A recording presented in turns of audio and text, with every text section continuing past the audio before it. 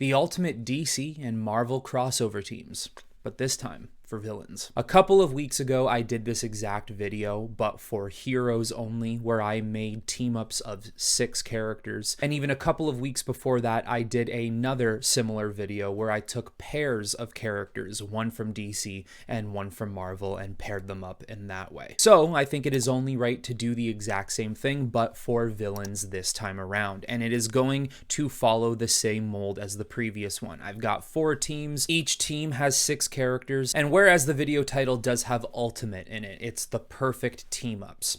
It really isn't. There's so many teams you could craft from so many endless amounts of characters within these worlds. But with that being said, let's get right into the first team. This team consists of Joker, Green Goblin, Victor Zsasz, Carnage, Scarecrow, and Sabretooth. Yeah, I went into this creating the Psychopaths team. These are 6 characters who arguably have the worst, most horrific, psychotic mental problems in both DC and Marvel. Very often we like to pair up Joker with Goblin, and a lot of people always mention Victor Zsasz and Carnage because it just makes the most sense. But the reason I added Scarecrow and Sabretooth is because even though I don't know too much about Sabretooth the way others might, he has flat out done some of the worst things you could think of. And Scarecrow, whereas he does have a lot of talents and abilities that do make him fit a lot of teams, he's very versatile. His skills can pretty much transfer anywhere. There's nothing more psychotic than forcing someone to live out their greatest fear for your own personal gain. And what the fear toxin could do when combined with a lot of the mindsets of these other characters, you have to imagine what someone like Joker or Goblin would want to do with the Scarecrow toxin. What would Carnage look like with the Scarecrow toxin, or even Sabretooth? This is a team that I believe could go up against many different characters, but their main priority would be Batman, Spider-Man, and Wolverine. Joker, Goblin, and Sabretooth would be the 3 characters who are driving this team forward, and the other 3, Carnage, Zsasz, and Scarecrow, obviously want to take part in that, but as long as they just simply get to inflict their horror on whoever they want, they're gonna love being there no matter what they truly have to do. Their chaotic nature and their mindless violence, it will drive them to not only put as many people in danger as they possibly can, but they will 100%, as per usual, like some of these characters already do, go after some of their loved ones and some of their friends, and what they would do to them would be horrific as well. This is a team that the heroes literally cannot allow them to cover any form of ground, because if they do, people will die, and in the worst ways possible. Now we're going to look at Team 2, which is Deathstroke, Punisher, Deadshot, Bullseye, Prometheus, and Crossbones. Yes, this is a hitman mercenaries group, but more so it's a group of characters who are the best at that particular job. There would need to be a very specific reason why all of these characters would end up joining one another, because most of them, if not all of them, would rather not work as a team. They'd rather work alone. So it would need to be a pretty big deal to bring all 6 of these characters together. Something tells me that Deathstroke and Punisher wouldn't really like each other. You'd have Deadshot and Bullseye trying to outrank and compete with one another on who the best shot is,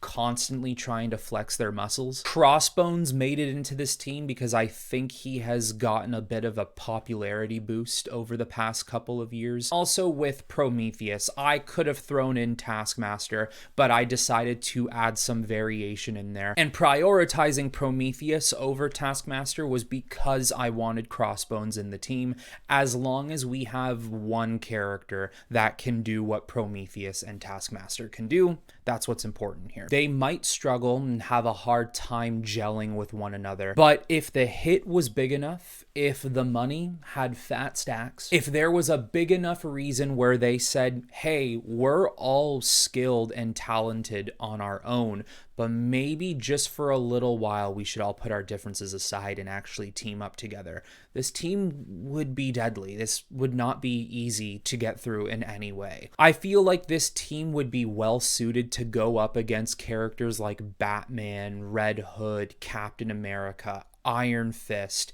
maybe all of them combined. I actually had a team in that previous video that consisted of Batman, Black Canary, Wolverine, Spider-Man, Daredevil, and Katana. This would be a perfect matchup, and maybe you could substitute and fit in other characters like an Iron Fist or a Luke Cage. Or maybe you could even upscale this team so that they would have to go up against one or two characters who maybe outrank them in strength and power. We've seen Deathstroke fight the Justice League. We've seen Deathstroke fight Wonder Woman, of course with the God Killer sword, but still has the skills to go up against her.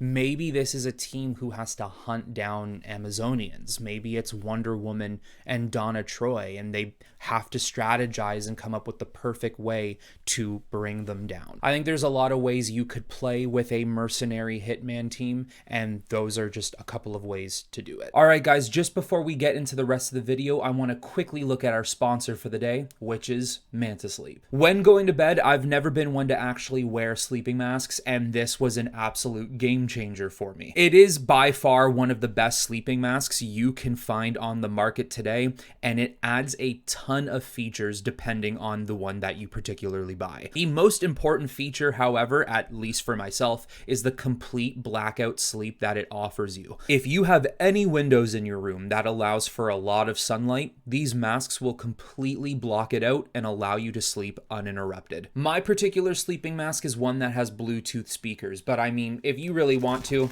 you can just take it off and now it's a regular sleeping mask. And if that's not something that interests you, don't even worry about it. Just take a look at their vast catalog on their website and you'll see all the different variations of sleeping masks you can buy for yourself, or maybe even someone who needs it. So in the description below, head to the link that will bring you to the Manta Sleep website, and in the discount code of any purchase, input T.M.M for a 10% off and 100% guarantee yourself a darkened sleep. Now, I'm not even gonna lie here, these next two teams are either so power heavy or intellectually heavy or both. They're so dominant. It's not just any regular ordinary team. This would be an entire event. So starting with that first overpowered team, which is team number 3 in this list, we got Lex Luthor, Red Skull, Vandal Savage, Magneto, Ra's al Ghul, and Doctor Doom. Could you imagine the thought processes that would go on behind this team?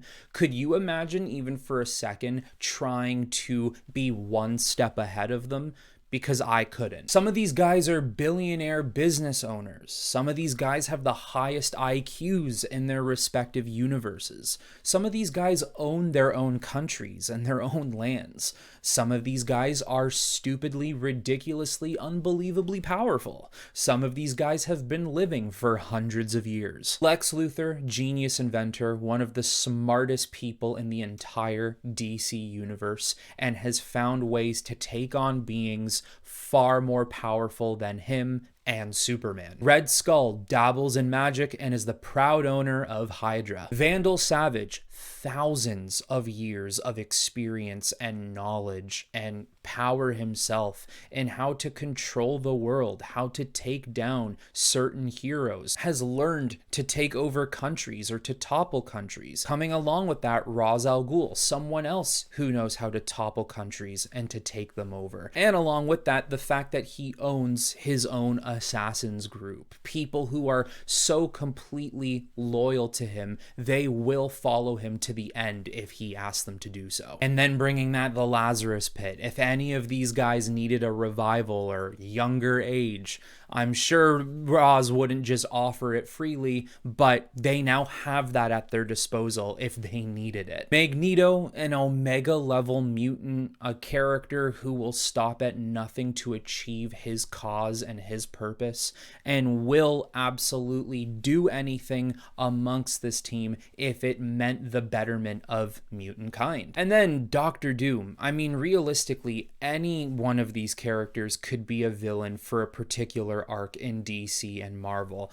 Doctor Doom has been that, and he has shown why he's one of the most powerful Marvel characters, let alone villains, in Marvel history. So now you're putting together every single one of these characters, and you're expecting to be able to take them down with 6 other heroes? I don't think that's going to be possible. This is an all hands on deck situation. What makes this team so dangerous is that, yes, if you need some brawn, you can get that. Lex Luthor through his power suits, Magneto through his raw metal bending mutant abilities, Doctor Doom, need I say more? However, what I do believe would be the most dangerous part of this team is the way they think, it's the way they strategize. And I, like I said earlier, do not believe you could find yourself in a one step ahead situation. What you would have to do is act out certain plans and certain methods within their decision making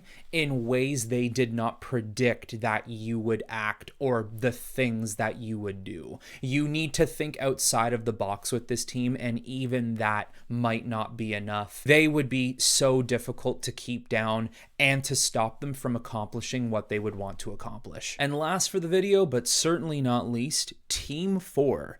I have Darkseid, Null, Trigon, Ronan the Accuser, Brainiac, and Hela. I'm not kidding. When I wrote this team down, I was actually laughing because it almost feels impossible to stop this team. I don't know what you would have to do. Each one of these characters, especially people like Darkseid or Null or Trigon, could be a threat to an entire universe.